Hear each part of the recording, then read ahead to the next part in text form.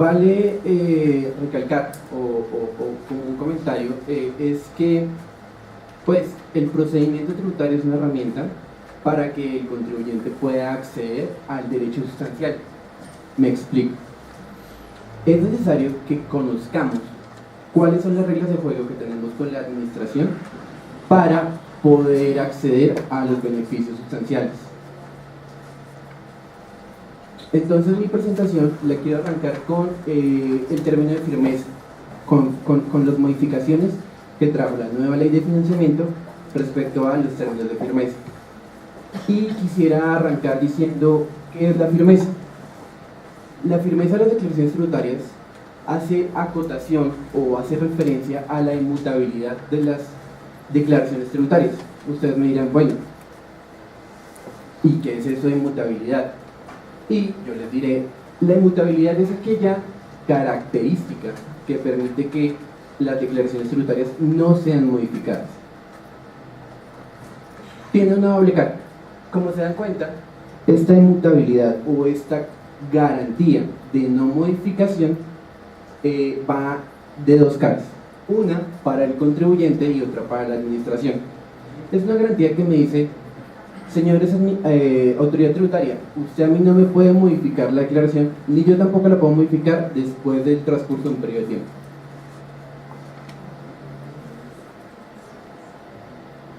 Ok, aquí es importante resaltar que a diferencia de algunas normas de carácter sustancial o normas de fondo, que lo que buscan es la determinación de la obligación tributaria sustancial o determinación del tributo como tal, la aplicación de la ley procesal en el derecho tributario tiene una particularidad. ¿Cuál es? Que la ley procesal se aplica de forma inmediata, a diferencia de la ley sustancial, que en algunos casos va atada al periodo o al tipo de impuesto. Ok. ¿Por qué hago esta aclaración? Porque nuestra Dirección de Impuestos y Aduanas Nacionales señaló cuando se expidió la ley 1819, nuestra última reforma, dijo en dos conceptos, dos posiciones contrarias frente a la firmeza de las declaraciones. ¿Qué dijo? Exactamente, dijo, en el primer concepto, que ven de 2017, nos dice, oigan, vea, la firmeza estará atada al periodo grabable. ¿Qué significa esto? Que si yo presenté, por ejemplo, mi declaración de IVA del periodo quinto,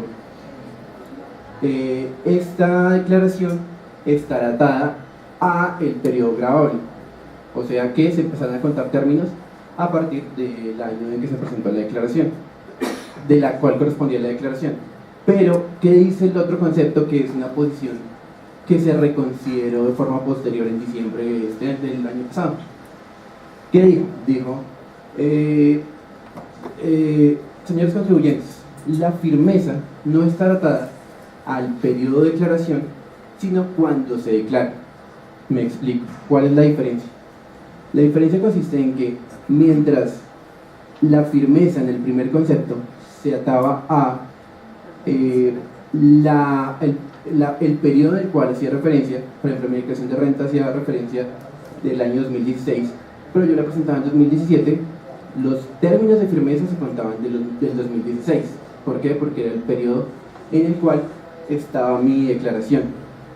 Pero en el segundo concepto, que es como debe aplicar, es cuando yo la presento. Yo la presento en el año 2017, por ende me debe aplicar las normas procesales en 2017.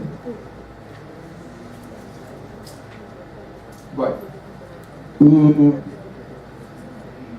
hay unas reglas de firmeza dependiendo de la declaración y el tipo de declaración, en la cual me dice a mí que mi declaración es inmutable o que no podrá ser modificada, tanto por mí como contribuyente como por la autoridad tributaria. ¿Cuál es la regla general? Son 3 años. 3 años, pero hay que tener cuidado cómo se cuentan estos 3 años.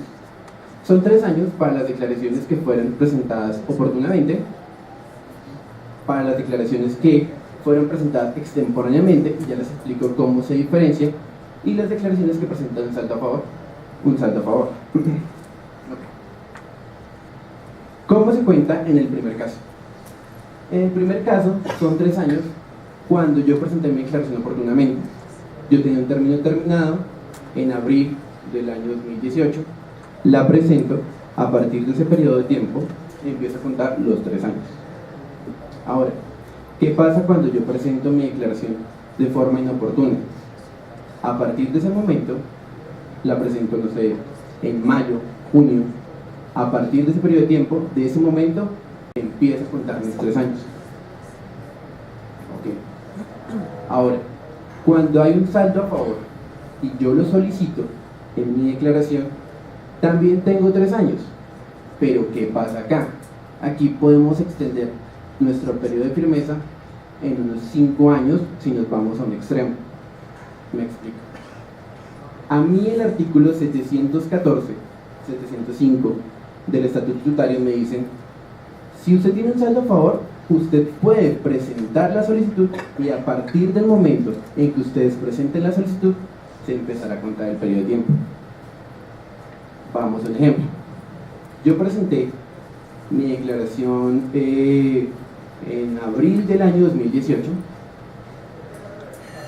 pero tenía un saldo a favor. Según la normatividad, yo tengo un periodo máximo de 2 años para poder solicitar mi saldo a favor.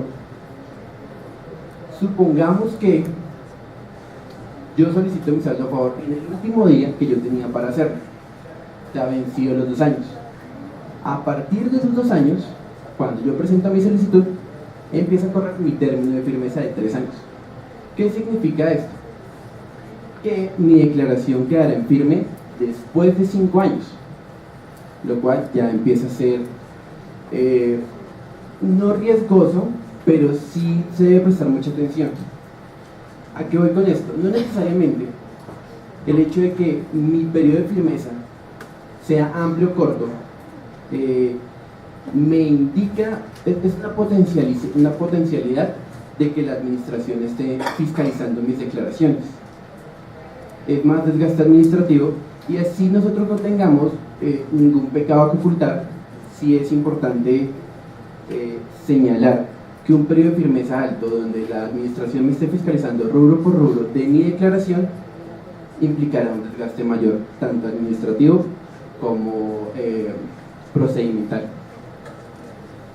Ok, esa es la regla general. Vamos a una regla especial, que es para las declaraciones de impuestos. Pregunta. Una corrección, una adición. ¿También corren las fechas? Yo lo presenté en una fecha y después caí en cuenta que era algún error que quería corregir. ¿Qué pasa ahí? Se presenta, el término de firmeza empieza a correr a partir de mi corrección. O sea, no me afectaría mi término de firmeza. ¿Esto aplica para los medios magnéticos también? Sí. Para todas mis declaraciones tributarias.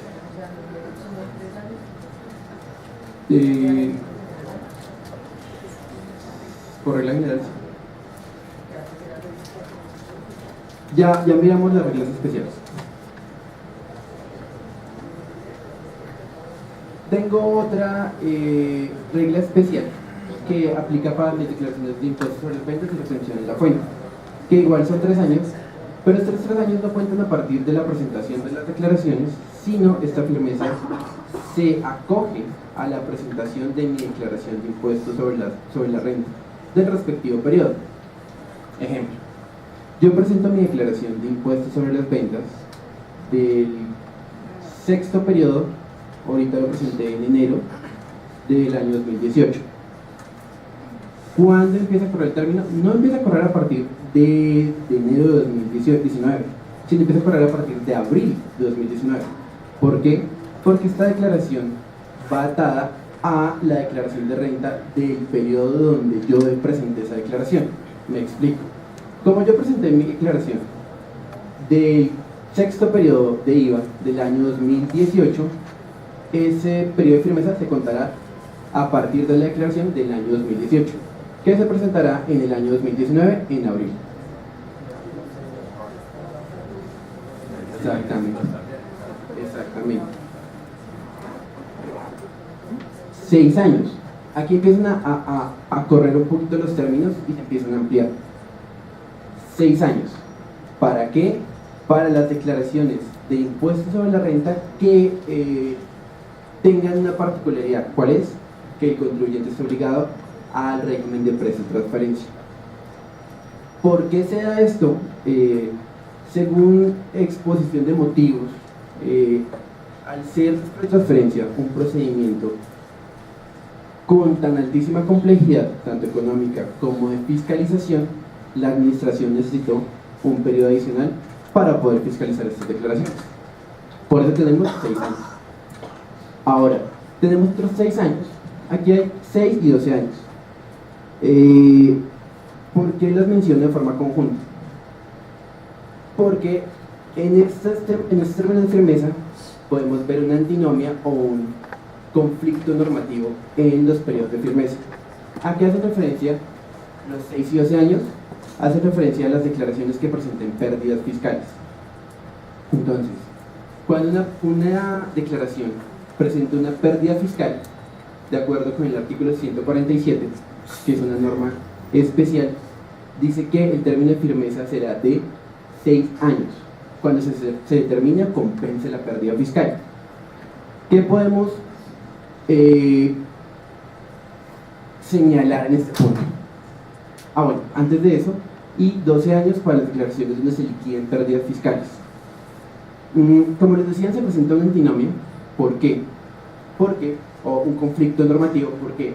Porque el artículo 714 del Estatuto Tributario, en su inciso quinto, nos señala que las declaraciones que presenten, que se liquiden pérdidas fiscales, o sea, de donde se origine la pérdida fiscal, tendrá un periodo de firmeza de acuerdo a el término que se tiene para compensar estas pérdidas. Cuando dice usted tiene un término de firmeza igual al que tiene para compensar estas pérdidas, nos señala que tenemos que acudir a la norma especial. ¿Cuál es la norma especial para mirar ese punto? El artículo 147. El artículo 147 me dice las declaraciones, la compensación de pérdidas, el tiempo para compensar las pérdidas se da de 12 periodos grabables, así dice la normativa, o sea, de 12 años. ¿Qué pasa? Que el mismo artículo 147, en el inciso sexto, nos menciona que el término de firmeza para las declaraciones que determinen o compensen pérdidas fiscales es de 6 años. No sé si están viendo el conflicto de normas donde una me dice, el 714 me dice, ustedes tienen un término igual al periodo que se tiene para compensarlas. Como el término que se tiene para compensarlas es de 12 años, ese será su término de firmeza. Pero el mismo artículo me dice, el 147, que es el otro artículo especial, me dice, ustedes tienen un término de 6 años. Hay un conflicto normativo que, si ustedes me preguntan, en este momento no está decantado. Y lastimosamente nuestra última reforma tributaria, la ley de financiamiento, no nos dio una respuesta clara para este aspecto. No lo solucionó de fondo, sí hizo una modificación, que ya veremos a continuación, pero se está en riesgo. ¿Cuál es la posición acogida por la doctrina? Se acoge a un término literal, y es que es cuando se determina compensen pérdidas fiscales, o sea, cuando se compense la pérdida fiscal, esa declaración tendrá un periodo de 6 años de firmeza, mientras que cuando se origine la pérdida fiscal, en la declaración que se origine la pérdida fiscal, tendrá 12 años. Esa es la posición más acogida. Sin embargo, cuando tengan este caso, sí les recomendamos consultar a su asesor tributario. Bueno, listo. Hay una extensión de firmeza en este tipo de declaraciones de 12 años. ¿Qué me dice?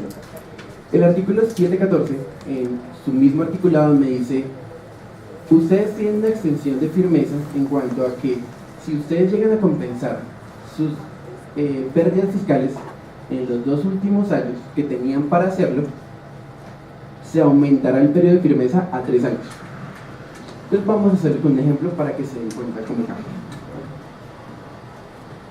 Yo presento mi declaración de renta en abril del año 2018, ¿cierto? Y como generé pérdidas en ese caso, me empieza a cortar un término de 12 años. Entonces, si hacemos cuentas, mi declaración quedaría firme en el año 2030, 12 años. Ahora, la extensión de firmeza que me dice, si usted compensó sus pérdidas fiscales en los 2 últimos años, o sea, en el año 11 o en el año 12, su firmeza no será 12 años, sino lo aumentaremos a 3 años. Entonces será de 15 años. ¿Cuándo me quedaría en firme mi declaración? En el 2033. Es demasiado tiempo. ¿Qué hizo nuestra última reforma tributaria?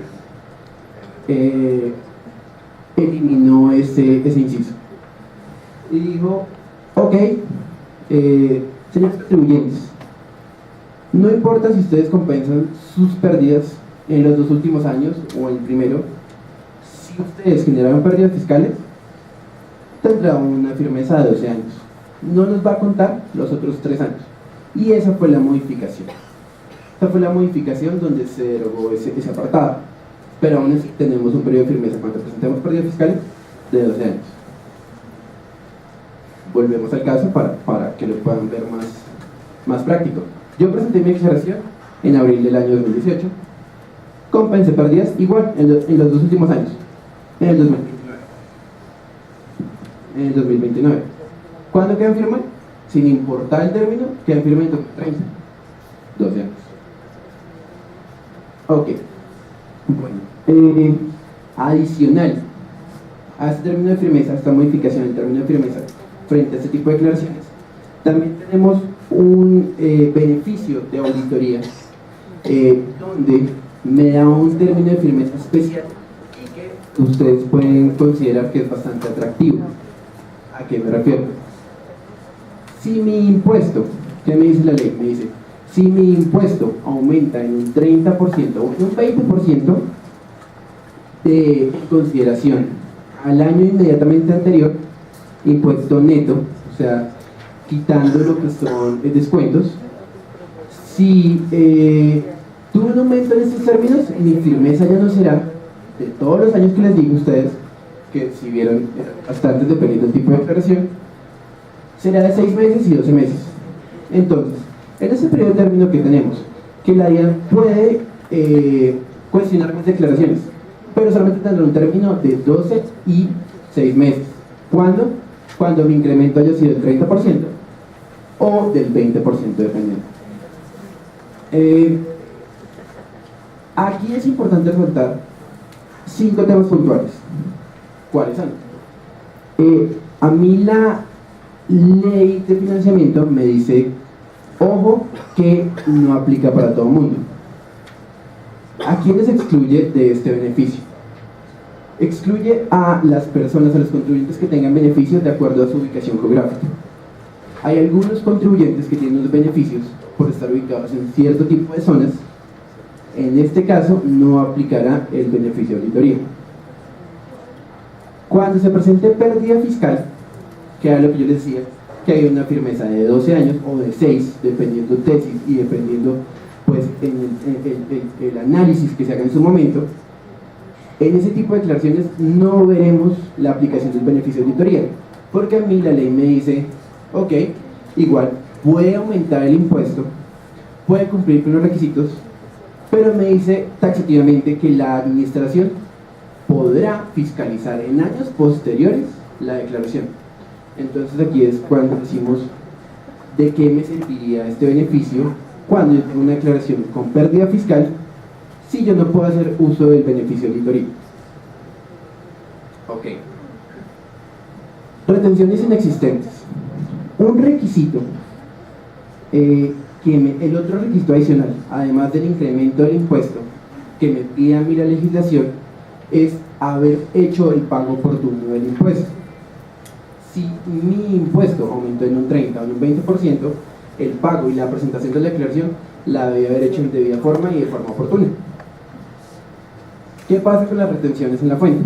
Recordemos que nosotros podemos hacer el pago del impuesto vía pago directo a la administración mediante mi declaración y consignación, pero también tengo mediante pago de retención en la fuente. que me hacen por cierto tipo de actividades. Entonces, cuando a mí me hicieron retención en la fuente, esa es la otra forma de pagar mi impuesto. ¿Qué pasa cuando yo tengo retenciones inexistentes? Cuando no están justificadas o debidamente soportadas. La ley me dice que no puedo acceder al beneficio. ¿Por qué? Porque no estoy haciendo un pago oportuno, no estoy haciendo un pago en debida forma. ¿Quién más no puede acceder a este beneficio? El contribuyente que presente un impuesto neto de renta menor a 71 VTs en el año inmediatamente anterior. Que para el año inmediatamente anterior sería un equivalente de 2.433.000 pesos. ¿Qué pasa si a mí me retienen pero el otro no las ha consignado? Porque las recuerdos son... Ahí estaría soportado. Ahí estaría soportado y no habría inconveniente. Sí, ahí lo que la norma hace alusión es retenciones inexistentes, que es lo que busca es pues que nos inventemos retenciones para justificar ese pago y pues por ende que no existan y al incluir esto pues no podríamos acceder al beneficio. Listo. Estábamos hablando de que las personas, los contribuyentes que no tengan un impuesto de renta superior a 71 VTs del año inmediatamente anterior no podría acceder al beneficio. Escuché como opción para acceder a este beneficio, igual habría que evaluarse, pero podríamos pensar, bueno, y si yo corrigiera mi declaración del año inmediatamente anterior y aumentara el impuesto y pasara a ese tope, podría acceder. En principio no hay nada que me. Entonces, pues ahí va más en la imaginación tributaria que se tenga en ese caso, pues debidamente soportada. Bueno, y afecta el término para solicitar la solicitud de devolución de saldos a favor. ¿En qué sentido? El término para solicitar devolución de saldos a favor, recuerden como les dije, es de 2 años. Si yo solicito mi solicitud de saldo a favor, la firmeza se podría ver afectada respecto al beneficio auditorio.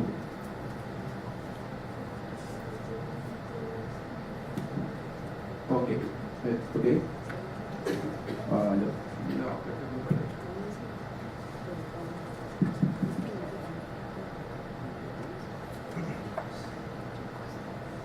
Listo.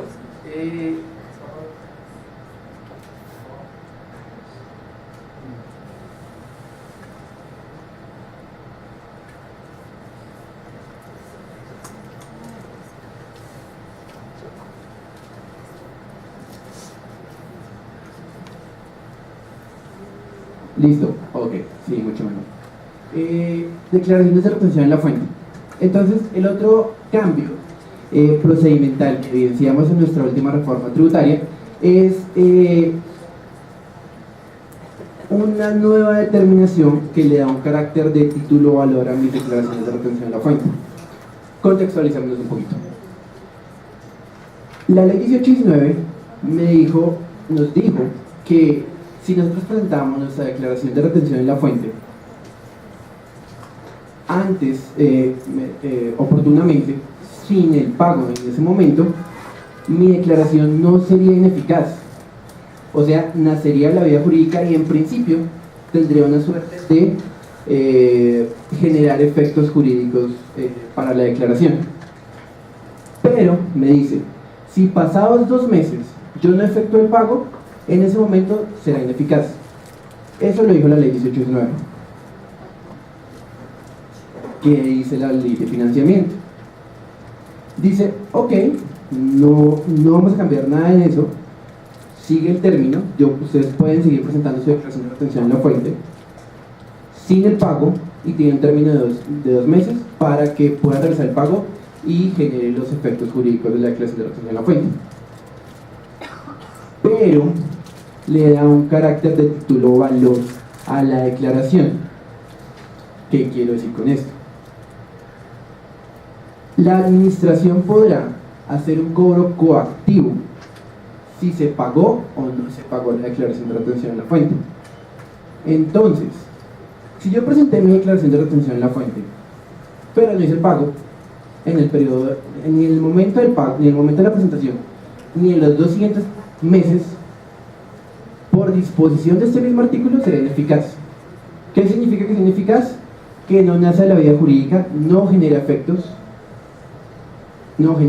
y es de pleno derecho. No necesito que un juez me diga no tiene efectos, no tiene efectos desde el momento en que se cumplen los 2 meses. Pero la DIAN me dice, la administración, la ley de financiamiento me dice, ok, no importa si es ineficaz o no es ineficaz, si se generó o no se generó, si se generaron los efectos. Si usted no pagó, aunque el acto jurídico, la declaración, no haya nacido de la vía jurídica por ser ineficaz, igual yo la puedo cobrar mediante cobro coactivo, con un título o valor, que significa que en este documento yo tengo una obligación clara, expresa y exigible. O sea que la administración puede más ágilmente cobrar esta declaración sin necesidad de acudir a un proceso de aforo. Que un proceso de aforo básicamente es un proceso mediante el cual nosotros como contribuyentes no presentamos una declaración, pero igual la administración necesita un título, necesita determinar un impuesto, liquidarme a mí lo que yo no liquide para cobrarme el respectivo valor del impuesto. Eso quiere decir que la cobraría, pero con sanciones e intereses. Sí. O la cobraría, digamos, sin sanción. Cobraría el valor con sanción, con intereses. Con intereses, pero con sanción no. Es que en todo caso se sigue entendiendo como no presentada. Lo que pasa es que la DIAN ya tiene una facultad de cobrar, entonces se generarían los intereses de cobro, pero en todo caso la sanción de extemporaneidad sigue creciendo hasta que ya se presente en forma de vida acompañada de su respectivo pago. Y que me hagan todo el proceso de cobro coactivo, que en diferenciación es mucho más expedito que acudir a un proceso de aforo, en el que me puedo demorar mucho más tiempo. Aquí lo que les decía, y hay un choque normativo, y es ineficaz, no nace de la vía jurídica por disposición de este artículo, pero es un título ejecutivo. Es una contradicción que se podría ver y que pues igual esto para mí podría discutirse frente a una constitucionalidad de la norma ante un tribunal.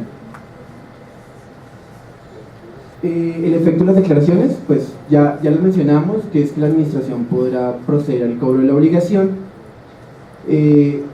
Me exige también presentar una nueva declaración de retención. No quiere decir que la vuelva a pagar, pero sí me exige que presente una nueva declaración para la eficacia. 2 meses, bueno, el término que yo tengo para que sea eficaz. Hay un comentario adicional que sí es importante resaltar, más como por conocimiento general tributario, y es: yo aquí podría evidenciar un choque de principios tributarios, un principio de eficiencia frente a un principio de seguridad jurídica. ¿Qué es el principio de eficiencia? El principio de eficiencia me dice a mí: la administración debe ganar o generar más con un menor desgaste. ¿Qué es lo que cumple esto? Si ustedes se dan cuenta, yo darle la característica de título ejecutivo a mi declaración de retención de la fuente, pues me genera un menor desgaste y una mayor facilidad para cobrar. Pero también me afecta a mí como contribuyente un principio de seguridad jurídica, y es: si no existe el documento, si no existe el acto administrativo, ¿por qué me lo están cobrando? Es como esa reflexión que les quería dejar. Notificación de los actos administrativos. Bueno, en este punto es extremadamente importante. ¿Por qué? Porque la notificación es ese periodo de tiempo, ese momento en el cual nosotros como contribuyentes se entiende que nosotros como contribuyentes llegamos a conocer de la actuación de la administración. ¿A qué me refiero? Ese es el momento en el cual la administración me comparte una decisión. ¿Y por qué se hace importante? Porque a partir de este momento, cuando yo conozco el acto o la decisión de la administración, en ese momento empiezan a correr los términos para yo poder contestar. Importante contestar todas las actuaciones que me genera la administración, porque son periodos de tiempo en los cuales yo puedo discutir y tengo posibilidades o chances de poder pelear algún elemento. Si no lo hago, pues no voy a tener chances en el futuro de poder discutir en un litigio. Haciendo este comentario, la ley de financiamiento genera unos cambios que consideramos muy importantes. Uno, la notificación electrónica será el mecanismo de notificación preferente por parte de la administración. Aquí es importante prender una alarma. ¿Por qué? Porque será la notificación que la administración haga al RUT, donde al correo electrónico en el cual conste en el RUT de la compañía. Entonces, nosotros hacemos una invitación para que ustedes revisen, para que todos revisemos en nuestros RUTs, los RUTs de la compañía, primero, que el correo electrónico esté correcto. Porque hemos visto los casos donde a veces la administración, por facilidad de digitación, pues simplemente escribe algo y que puede que quede mal. O inclusive nosotros lo dictamos mal al momento de obtener el RUT, o bueno, se pueden presentar cualquier situación que evidencie que el RUT no es correcto. Tiene que ser correcto, porque como les dije, la notificación electrónica, la notificación de los actos administrativos que expide la administración de impuestos serán comunicados a nosotros mediante este correo electrónico. Importantísimo verificar eso. Pero adicional, importante consultarlo con periodicidad adecuada. ¿Por qué? Porque si lo consultamos una vez al año, 2 veces, o tenemos un correo que no usamos, ¿cómo vamos a conocer de la actuación? Entonces es importante, primero, saber que en el RUT está actualizado mi correo electrónico. Y segundo, si no lo hacemos nosotros, sí tener a alguien que haga este chequeo constante para evidenciar que no hay una actuación que pues me esté afectando y yo ni siquiera me doy cuenta de eso.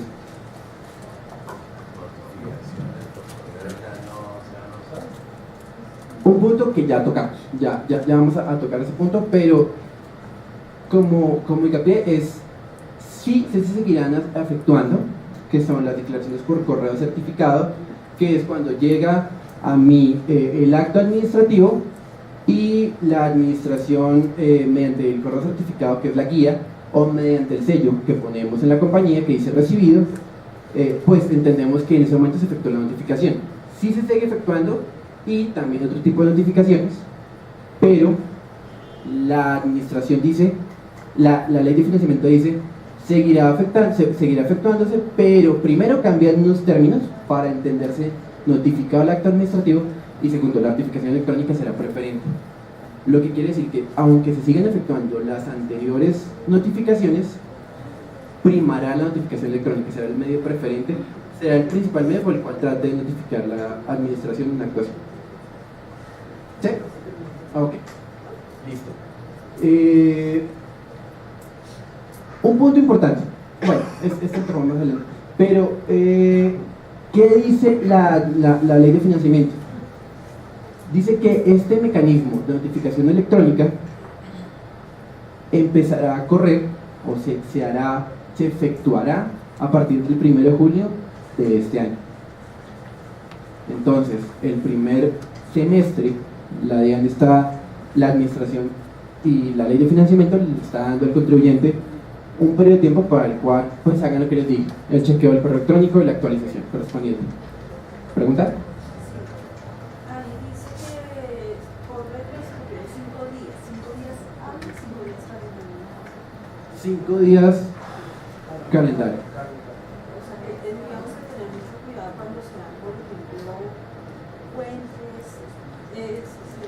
Claro, Semana Santa. claro, incluso ya eso lo hablaré más adelante, pero ¿qué incluye esto? Que la administración incluso podrá enviar una notificación a las 12 de la noche o 1 de la mañana. Sí puede hacerlo, sí podrá hacerlo, e inclusive los términos que actualmente conocíamos y la facilidad de que un acto administrativo perdiera su eficacia por no habérmelo notificado en el periodo de tiempo correspondiente, pues será mucho menor. ¿A qué me refiero? Que antes veíamos que la administración se demoraba en notificarme, primero porque se demoraban en estudiar el caso, en efectuar y en realizar el acto administrativo correspondiente, un requerimiento especial, un emplazamiento, bueno, algún tipo de actuación, se demoraban en hacer los análisis en resolverlo, pero adicional a eso también teníamos que contar con el término de correo electrónico, con el término de la notificación, con el término en el cual la compañía de correo me lo hacía llegar, que lo dejaban en el correo, y pues hay muchas sentencias donde me decían a mí: su notificación se entiende corrida a partir del momento en el cual el contribuyente, nosotros, tenemos el documento. Entonces, sí, claro, van a cambiar mucho el juego con los términos de tiempo. Digamos que estos 5 días serían en términos generales para todo, o es posible que, digamos, dentro de la notificación o de lo que nos requieran, coloquen otro tiempo, otros términos de tiempo diferentes. Vamos a verlo. ¿Cómo funciona? Entonces, ¿qué me dice a mí la norma? Y lo hago a manera más de ejemplo. Una notificación de requerimiento especial respecto a exportación de servicios, el impuesto de las ventas en el periodo 5 del año 2019. Eso es lo que me quiere notificar. ¿Cómo me lo va a notificar en adelante? Como les dije, preferentemente de manera electrónica, en el correo electrónico del contribuyente. ¿Cómo se hace? La DIAN emite el requerimiento en el acto administrativo correspondiente. Me lo notifica, o sea, me envía al correo electrónico. En ese momento se entiende notificado el acto administrativo para la administración. Ya les voy a explicar un poco ese tema, pero se recibe por parte del contribuyente. Hay dos opciones: una se recibe, otra no se recibe. Como vemos en el primer esquema, en el de arriba, recibió el contribuyente. El contribuyente pudo acceder al contenido. Tengo 5 días de gracia para que me empiecen a correr los términos. ¿Qué quiere decir esto? Cuando a mí me notifican mediante correo electrónico, o sea, yo ya veo el contenido del documento en el correo electrónico, corren 5 días de gracia, me dan 5 días a mí, y a partir del 6º día ya empiezan a correr los términos para yo poder atacar la actuación administrativa o contestar o inclusive allanar, ¿por qué no? Ahora, ¿qué pasa si yo no pude acceder al contenido? Bueno, la disposición me dice a mí: ok, no pasa nada, nosotros tenemos que decirle a la DIAN en un término de 3 días, me enviaron el correo electrónico, pero no pude mirar el contenido del documento, porque estaba dañado, porque no hubo un adjunto, no se me ocurre otro, pero pues en ese tipo de causales se le debe informar a la DIAN, se le debe decir: señor DIAN, no me notificaron, no pude ver el contenido, tengo un término de 3 días, importante ese término de 3 días. Pero, bueno, ¿y qué hace la DIAN? Por una única vez me reenvía nuevamente el documento. Una única vez, dice la disposición. Se recibe el documento, ya lo pude ver, a partir de ese momento me dan los 5 días que ya hablamos de gracia, y a partir del 6º día empieza a correr los términos de notificación. ¿Listo? Pero bueno, ustedes me dirán, si pasaba ese término, igual sigo sin poder ver el acto administrativo, o incluso desde el comienzo no pude verlo, no me llegó. Seguirán vigentes los otros medios de notificación, que será la notificación personal, que es cuando a mí me citan para notificarme de algún acto administrativo, notificación mediante correo certificado, o incluso una notificación por edicto, que la notificación por edicto es un aviso que ponen en el cual yo me acerco a informarme de la actuación. ¿Qué pasa con la notificación? Y aquí es muy importante tenerse en cuenta. La fecha de notificación para la administración se entiende surtida a partir del primer envío. Supongamos que pasó todo esto, pasaron los 3 días, no me llegó a mi documento, pasaron los 5 días, tampoco pude acceder a la documentación. Igual la DEA tiene que notificarme de alguna forma, porque esa es una característica básica del acto administrativo del documento, y es que tienen que compartirme a mí la decisión para yo poderla discutir. Si no, pues no pueden ejecutarme esa decisión. Pero ojo, como les dije, la notificación se entiende a partir del envío en el correo electrónico. ¿Por qué es relevante esto? Porque la notificación interrumpe el término de firmeza de las declaraciones. Entonces, si pasó un término de tiempo y yo no pude la declaración, no sé, pasó un mes, o pasaron los 3 días y los 5 días, y yo no he podido acceder al documento, igual ya me interrumpieron a mí la firmeza. ¿Y fue cuando? En el primer envío. ¿Qué pasa si nunca me enteré? Pues no, ¿qué va a pasar? Esa es una discusión que no tengo en este momento respuesta. ¿Cuál es la lógica jurídica? Muy de abogado. ¿Cuál es la lógica? Es, yo tengo un requisito de publicidad, el acto administrativo. ¿Qué significa eso? Que yo tengo que conocer el acto administrativo, yo tengo que conocer la decisión para enterarme. Tengo que enterarme qué me van a hacer, qué me van a ejecutar. Si yo no me enteré, yo no cumplo con ese requisito de publicidad, y por ende el acto administrativo, en la teoría jurídica, ese acto es ineficaz. O sea, no nació en la vida jurídica y no me generó efectos jurídicos. Ahora, eso es una argumentación que podríamos en ese momento discutir. Yo entiendo que aún no, esa discusión está como la tenemos en este momento, muy queda, pero se presentará, muy seguramente se presentará, porque están diferenciando el momento en el cual yo conozco el documento, tengo el momento para discutirlo, con la notificación está corriendo. Ellos tienen capacidad de saber si el correo rebotó. Sí, de hecho, casos que nos pasan en la vida real son ejemplos académicos. Nosotros en la firma prestamos también ese servicio de ser apoderado de representante legal para hacer la firma de las declaraciones tributarias. Y ha ocurrido que ahora al correo electrónico que está configurado en el grupo está llegando un aviso que establece una notificación de aviso que usted abrió el correo. Y la IP está quedando registrada en el servidor de la DIAN, o el servidor donde se está emitiendo el nivel, que es un tema muy similar a lo que va a pasar con una facturación electrónica, para garantizar que el correo que salió y llegó a un buzón adecuado. De ahí lo que está diciendo Andrés, la importancia que esos correos electrónicos sean verificados, porque es que a partir del 1 de julio va a empezar a hacer la notificación electrónica de la pantalla. Entonces, eso es muy importante. Y ellos sí están notificando la IP, porque nosotros, en un caso particular, hicimos aquí yo registraba la IP, le preguntamos acá al chico de sistemas cuál era esa IP, como que era la IP de nuestro servidor. Entonces tenganlo muy en cuenta, porque eso sí lo van a arrastrar. Exacto. El tema, a pesar de ser tecnológico, por eso es que la disposición está dando un término, y es a partir del 1 de julio. Por eso en este primer semestre se está preparando todos los requisitos tecnológicos y tanto para el contribuyente del periodo de gracia, para que no pase ese tipo de situaciones. Controversias que se generan a partir de esta disposición.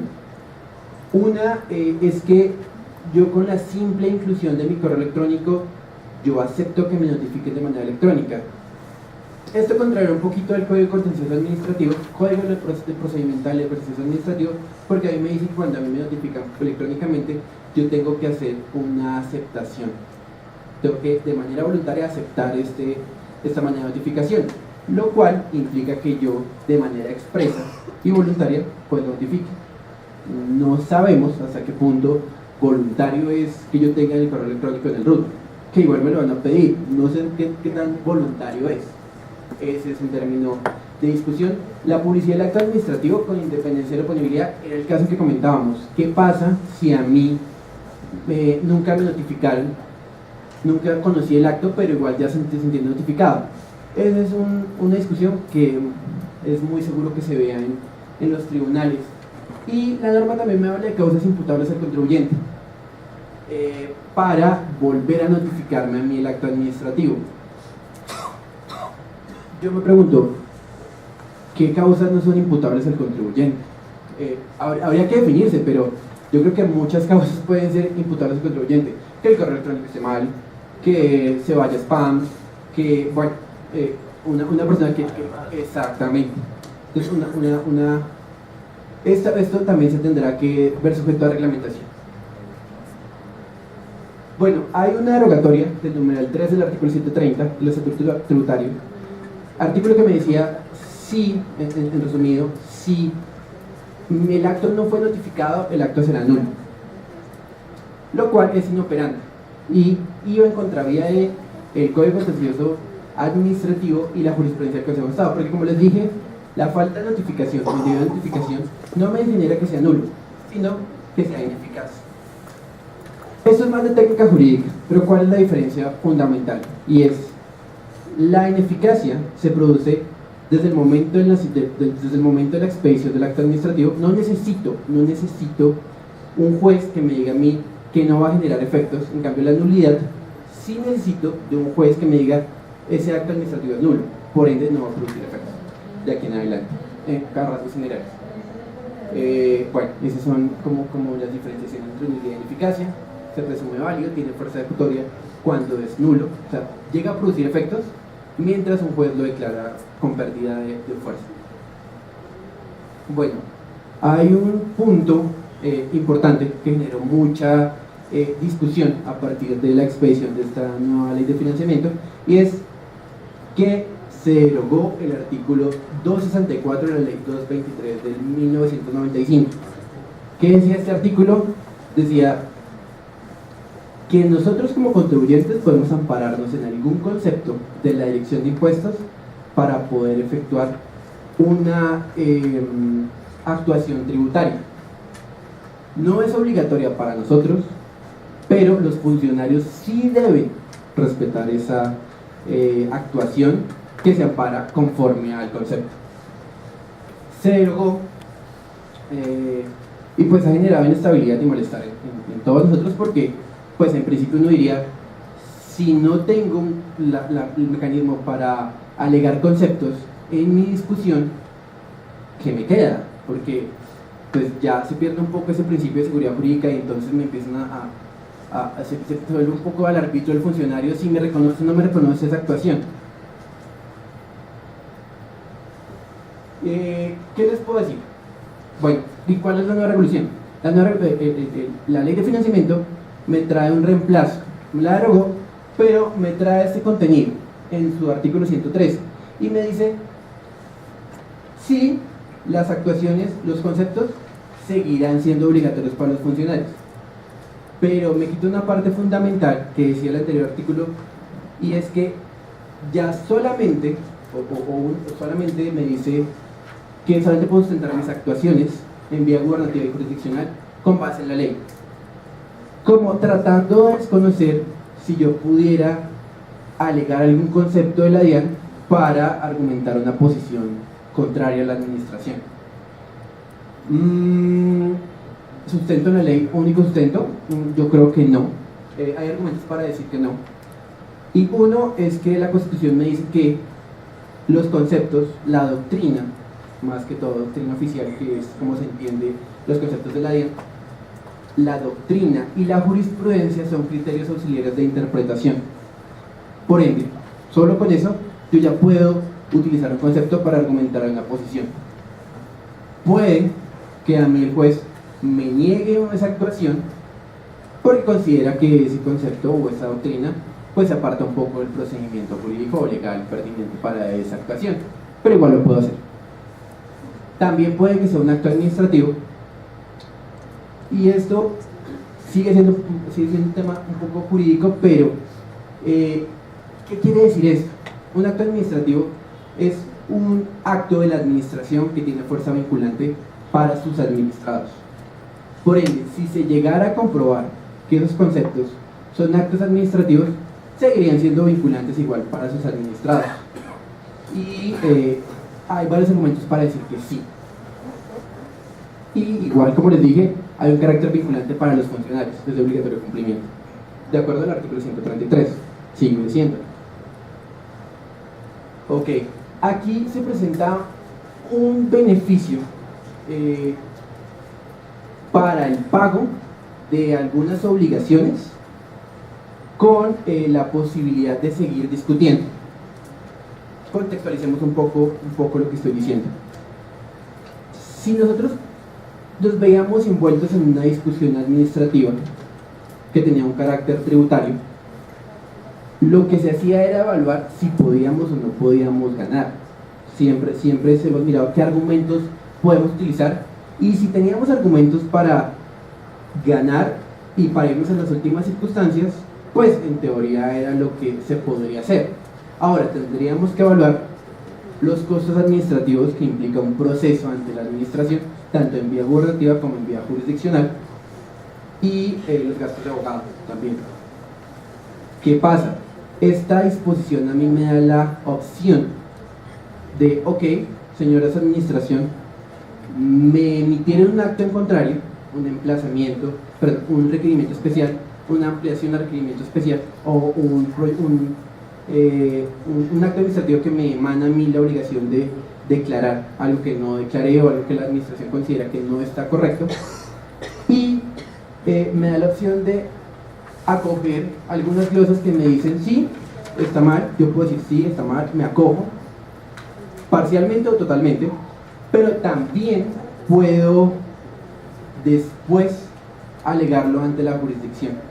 ¿Qué pasaba antes? Como les dije, se evaluaba primero si podíamos o no podíamos ganar, se evaluaba el costo administrativo y de asesor que implicaba este gasto, pero también se evaluaba que si yo me acogía o me allanaba a lo que me proponía la Dirección de Impuestos, pues yo perdía lo que podía llegar a alegar. Me explico, yo no podía volver a pelear lo que ya pagué. Si yo me allané y me acogía a las condiciones de la administración, pues yo no podía discutir porque ya me entendía que ya me acogía a lo que me planteaba.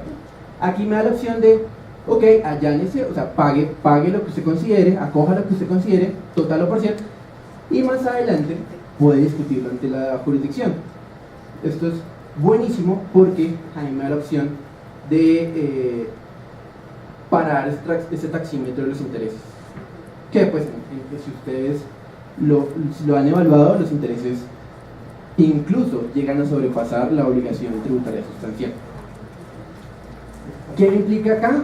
Que yo tengo que cancelar unos intereses que no son los moratorios, que son los que se incrementan a niveles que son los generalmente aplicables, sino son los intereses certificados por la superfinanciera respecto a los créditos de consumo, más 2 puntos.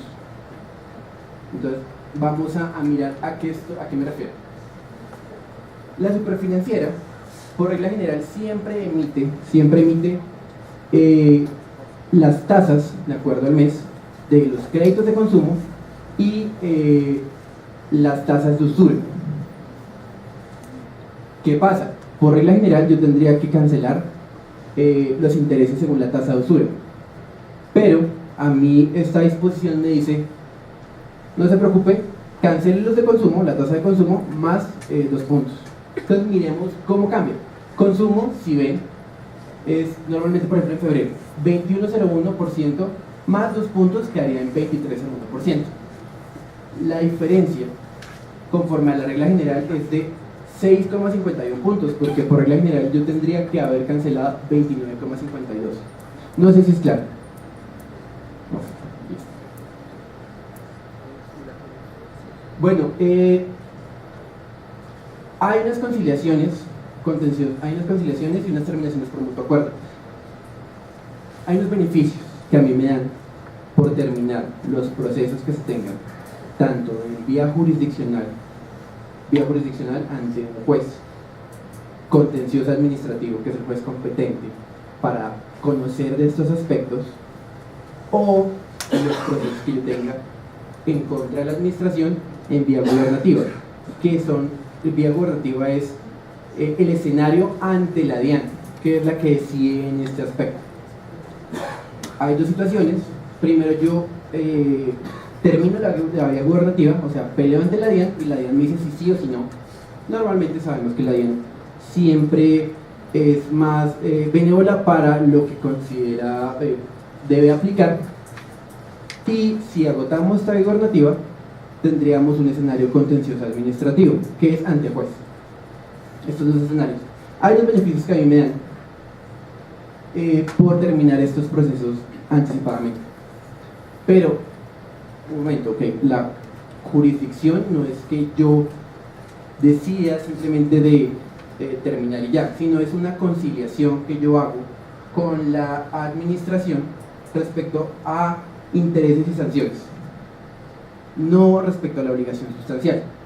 Yo tengo que cancelar la obligación sustancial, pero a mí la disposición me dice que yo podría tener los beneficios que serían de un 50%, 70% y 80%, dependiendo en la instancia en que yo me encuentre del proceso. Yo podría conciliar esos intereses y sanciones. Instancia, recordemos que en la jurisdicción contenciosa administrativa nosotros tenemos primero unos jueces, después tenemos el tribunal y después tenemos el Consejo de Estado. Nosotros tendríamos que arrancar la discusión normalmente o en los jueces o en el tribunal, y dependiendo de la instancia, esta sería la primera instancia, y si pasamos al tribunal sería la segunda instancia, o al Consejo de Estado. Si empezamos al tribunal sería la segunda instancia del Consejo de Estado. Entonces, dependiendo de la instancia, en el momento procesal que yo me encuentre, yo tendría derecho a estos beneficios, o un 80% de intereses, o un 70% si es en segunda instancia, y un 50% si se discute una resolución sanción. Igual pasa con la terminación por mutuo acuerdo. La terminación por mutuo acuerdo es la terminación que yo logro transigir directamente con la DIAN. No hay un proceso diferente a la anterior etapa. En la anterior etapa ya hay un proceso ante juez. En esta etapa no hay un proceso ante juez, sino hay un proceso que me está definiendo la autoridad tributaria. Si cumplo con los presupuestos establecidos, yo podría también acceder a unos beneficios muy similares, que es un 70% de descuento en sanciones e intereses, o un 50% dependiendo del tipo de actos administrativos que yo esté tratando. Bueno, favorabilidad en el cobro es una situación que nos trajo la última reforma tributaria, y es referente a que me da el beneficio de yo, me da un principio de favorabilidad, un beneficio, y es que yo puedo cancelar unas sanciones que redujo la ley 1819 cuando yo tengo un título ejecutivo. Me explico. Yo tengo una obligación de cancelar una declaración que ya era un título ejecutivo por la parte de la administración. La administración ya me la podía cobrar. Yo tenía una obligación tributaria, la administración ya me la podía cobrar porque era título ejecutivo, o sea, ya cumplía con las características para ser cobrable, pero la ley 1819 me trajo unos descuentos, unos descuentos en las sanciones. Yo podría aplicar esas sanciones de acuerdo al momento procesal y liquidar unos intereses de acuerdo a la reducción de intereses de crédito de consumo y crédito de usura que les expliqué anteriormente. Procedimiento por mutuo acuerdo. El procedimiento por mutuo acuerdo es un mecanismo que trajo la ley de financiamiento, pero propiamente es un mecanismo que trae los acuerdos de doble imposición firmados por los diferentes países. Recordemos que Colombia y los demás países pueden firmar unos acuerdos para que se evite una doble imposición si se tienen operaciones en otros países. Supongamos que Colombia tiene operaciones con otro país, ellos pueden firmar un convenio para evitar doble imposición y que si la renta se graba acá, no se grabe allá, o si se graba allá, no necesariamente se graba acá. Eso es lo que se busca con esos acuerdos, y en esos acuerdos normalmente se tiene un mecanismo que se llama procedimiento por mutuo acuerdo, que es que podemos, sin necesidad de acudir a una jurisdicción, mediar la interpretación de algunas reglas para ese control de doble imposición. Y por último, queremos hacer unas precisiones frente a los delitos fiscales. Más que precisiones, mencionarles que adicional a las responsabilidades tributarias que se presentan en algunos casos por no incluir algunos activos, omitir pasivos, o por las declaraciones y obligaciones normales que tenga el contribuyente, también tenemos unas responsabilidades de carácter penal, y que nos trajo la reforma. Le dio importancia porque ya nos la había traído la 1819, que el primero es la omisión de activos o inclusión de pasivos inexistentes. Como su nombre lo dice, es si nosotros como contribuyentes incluimos en nuestras declaraciones activos inexistentes, o decimos, es que tengo un pasivo que es inexistente, que no está soportado, en este caso incurriríamos en este delito, que implica una responsabilidad penal en la cual podemos tener una privación de la libertad hasta de 120 a 180 meses y unas multas determinadas. Importante señalar que para que se configure este delito, el valor del activo inexistente o del activo inexistente o el pasivo inexistente tendría que superar las 5.000 libras.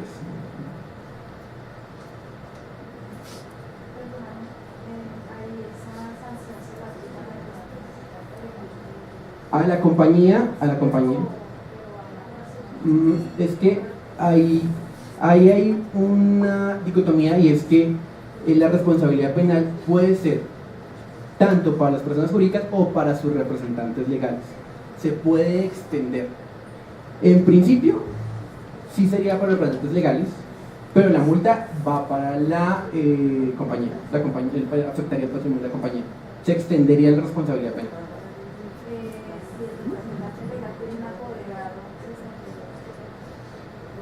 Se entiende que los apoderados son responsables también, solidarios en este tipo de actuaciones tributarias. Entonces, en este caso, sí, siempre y cuando se demuestre el dolo en estas actuaciones. ¿Qué es el dolo? Es que yo soy plenamente consciente de la actuación y la hice con el conocimiento de que estaba incurriendo en un delito. Listo. Y por último, la defraudación fiscal o la evasión tributaria. Entonces, este delito no señala que el contribuyente dolosamente, o sea, con la intención de hacerlo y el conocimiento de hacerlo, omitió declarar, omitió ingresos, costos o gastos inexistentes. En ese caso también estaríamos frente a este tipo penal. ¿Cuál es la sanción? De 36 a 60 meses de prisión, más las multas correspondientes.